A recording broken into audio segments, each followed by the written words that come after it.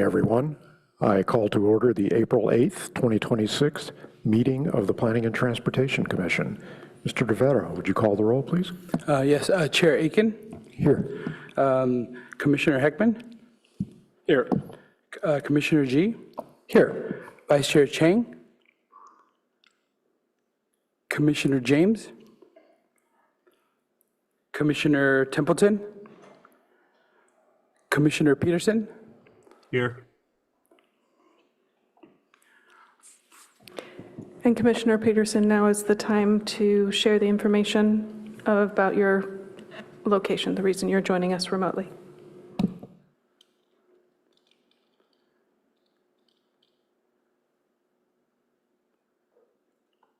Just give me 1 minute here. Trying to understand. You'd think after 5 years of Zoom, I would be more competent in this. Let's see. Give me 1 second here.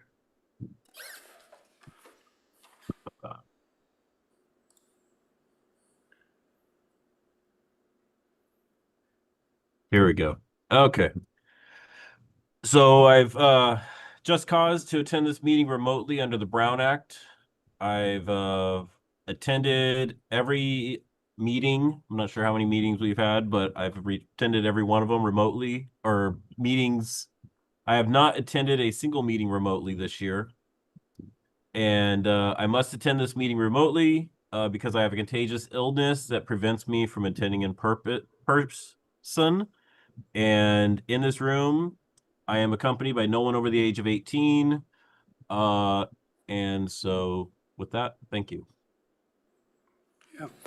And for the record, we have quorum, noting that Commissioner Templeton and Commissioner James are absent. Thank you, Mr. DeVera. And Vice Chair Chang at the moment. Sorry about that. All right. Although we do expect her to join us later. Assistant Director Armour, are there any agenda changes tonight? No changes. Thank you. Mr. DeVera, do we have public comment for items that are not on the agenda? To the chair, at the moment, I have 2 requests to speak for general public comment. And so actually we have, and if there's any members on Zoom that would like to speak to general public comment for items not on the agenda, I would like to ask you to raise your hand so I can add you to the queue.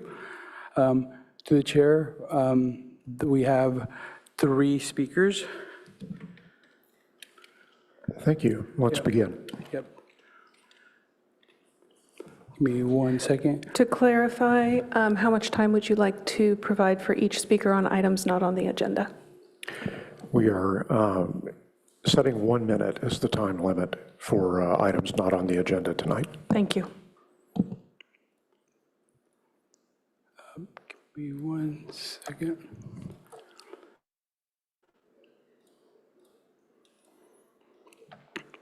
Our first speaker is Connor W. Connor, you may now speak.